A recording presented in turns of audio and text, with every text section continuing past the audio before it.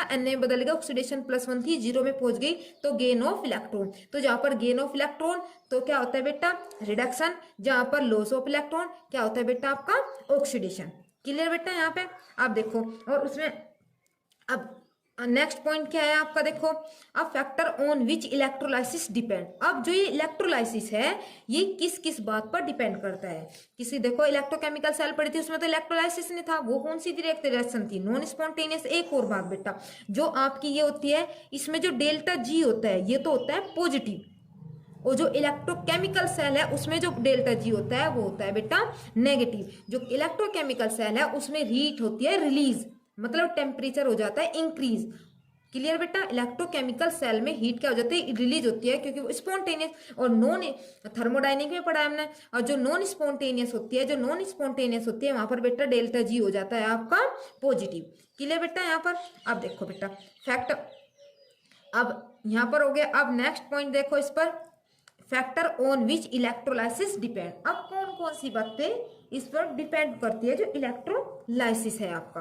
अब इलेक्ट्रोलाइसिस का देखो सबसे पहला है नेचर ऑफ इलेक्ट्रोलाइट। अब देखो बेटा सबका आप देखते हो घर में फैमिली है, सबका नेचर अलग अलग होता है, तो वो डिपेंड करता है किसके साथ घुल मिलता है, कैसा है, सबका बिहेव अलग होता है, किसी कोई जल्दी किसी के साथ फ्रेंडली हो जाता है, किसी को टाइम लगता है। ऐसे ही आपका NaCl और KCl है बेटा, जैसे कोई जल्दी, जैसे Na है अगर आयंस है, यहाँ पर NaR+ है, अगर आप KCl लोगे तो कौन से आयंस मिल जाएंगे, K+ और Cl-। कोई जल्दी मेल्ट हो जाता है, कोई लेट मेल्ट होता है, वो डिपेंड करता है नेचर ऑफ इलेक्ट्रोलाइट। फिर नेक्स्ट पॉइंट है बेटा मीडियम ऑफ इलेक्ट्रोलाइट यूज। अब इसमें जो मीडियम है, दो तरह से जो इलेक्ट्रोलाइट है हम दो तरह से यूज करते हैं मीडियम, एक मोल्टन होता है बेटा और एक एक्वस होता है। आपको पता है जो मोल्टन होता है बेटा, जो मोल्टन होता है, मोल्टन में क्या होता है, मोल्टन में आपके जो इलेक्ट्रोलाइट है उसे डायरेक्ट ही हम किसी में डिजोल्व ना करके हीट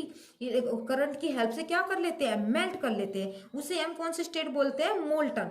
जो कोई वाटर वगैरह डाल के ना किया जाए, सीधा हम डायरेक्टली से उसमें सिर्फ किसके आयन हो, जो आप इलेक्ट्रोलाइट ले रहे थे, जैसे आप इलेक्ट्रोलाइट ले रहे थे NaCl का, तो इसमें किसी के आयन है, सिर्फ Na और Cl के ही आयन है, हमने करंट की हेल्प से इसे क्या कर लिया बेटा, हीट की हेल्प से मेल्ट कर लिया। तो ऐसे ही NaCl और ये मोल्टन मोल्टेड फॉर्म क्या होगी इसकी, Na+Cl-। एक्वस सॉल्यूशन में क्या होता है बेटा, एक्वस सॉल्यूशन में होता है अगर हम किसी को किस में, पानी में डिजोल्व कर लेते हैं। जैसे कॉपर सल्फेट है, कॉपर सल्फेट को आपने पानी में डाल दिया तो कॉपर सल्फेट का किस कलर का बन जाता है बेटा, ब्लू कलर का सॉल्यूशन बन जाता है कॉपर सल्फेट का मिक्सअप होके। तो उसमें कॉपर के भी सॉल्यूशन, उसमें क्या हो जाएगा बेटा, आपके कॉपर के भी आयंस है, SO4 के भी आयंस है, और उसमें वाटर भी तो है ना आपका, तो वाटर किस में टूटता है, H+ में और OH- में। तो इसमें कितने आयंस हो जाएंगे आपके, 4 वाटर के भी आयंस और आपके जो आपने इलेक्ट्रोलाइट दिया है उसके भी आयंस।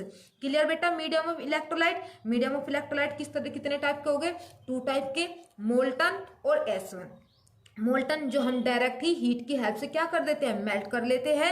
एक्वस जो हम वाटर में डिजोल्व करने के लिए, डिजोल्व कर बनाया जाता है सॉल्यूशन, वो कौन सा सॉल्यूशन हो जाता है बेटा, एक्वस सॉल्यूशन। मोल्टन में सिर्फ उसी के इलेक्ट्रोलाइट के ही आयंस रहते हैं, लेकिन एक्वस में क्या हो जाता है, आपके वाटर के भी आयंस होते हैं। अब वाटर किस में टूट जाए, H+ और OH-। क्लियर बेटा, अब नेक्स्ट है आपका कंसंट्रेशन ऑफ इलेक्ट्रोलाइट।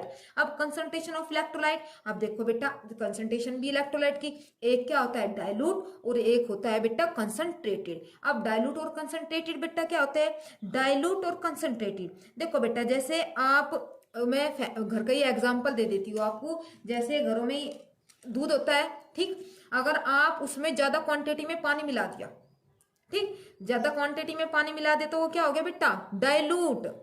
और अगर आप बिना पानी का दूध ले रहे हो, भाई थोड़ा पानी मिला दिया चलो कोई बात नहीं, तो वो कौन सा हो जाएगा आपका, कंसंट्रेटेड, जिसमें इलेक्ट्रोलाइट की कंसंट्रेशन क्या हो, हाई हो और वाटर कम हो, और जिसमें वाटर ज्यादा हो और इलेक्ट्रोलाइट क्या हो जाए, कम हो जाए, क्वांटिटीज की ज्यादा बढ़ जाए, वो डाइल्यूट हो जाएगा। और कंसंट्रेटेड आपका क्या हो जाएगा, जैसे घर का एग्जांपल लिया ना दूध का, तो अगर हम किसी दूधिये से दूध ले रहे हैं तो वो कौन सा हो गया आपका, डाइल्यूट। और अगर हम घर से ही निकाल रहे हैं, अपने घर में भैंस रख रहे हैं, तो वो कौन सा हो जाएगा बेटा आपका, कंसंट्रेटेड। क्लियर बेटा? मेरे ख्याल से यहाँ पर इजी सा एग्जांपल देकर आपकी समझ में आ गया हो डायलूट और कंसंट्रेटेड का। नेक्स्ट आपका nature of electrolytes. Nature of electrolytes में क्या होता है बेटा? नेचर ऑफ इलेक्ट्रोलाइट मतलब कि जो इलेक्ट्रोलाइट्स है उनका भी अलग अलग नेचर होता है। एक तो देखते नहीं, एक तो होता है आपका इनर्ट, एक होता है एक्टिव। इनर्ट तो वो होता है बेटा जो रिएक्शन नहीं करता किसी, आप देखते हो घर में कुछ मेंबर ऐसे होते हैं बहुत सीधे होते हैं, उन्हें आप कितने भी झगड़ा लो, किसी के साथ भी रख लो, वे किसी के साथ भी झगड़ा नहीं करते हैं। और जो आपके जो ज्यादा व्यक्ति होते हैं वे किसी के साथ भी बेचारा सीधा भाव का हो, उसी के साथ भी बिठा दो, उसके साथ भी क्या कर देते हैं? झगड़ा करना स्टार्ट कर देते हैं। तो इसी तरह बेटा एक तो इनर्ट होता है और एक आपका एक्टिव होता है। इनर्ट किसी के साथ भी रिएक्शन नहीं करता है, और जो एक्टिव होता है बेटा वो केमिकली रिएक्शन कर जाता है। ठीक है बेटा, थैंक यू बेटा। मेरे ख्याल से आपके अच्छे से समझ में आएगा इलेक्ट्रोकेमिकल सेल और electrolytic cell. Thank you student.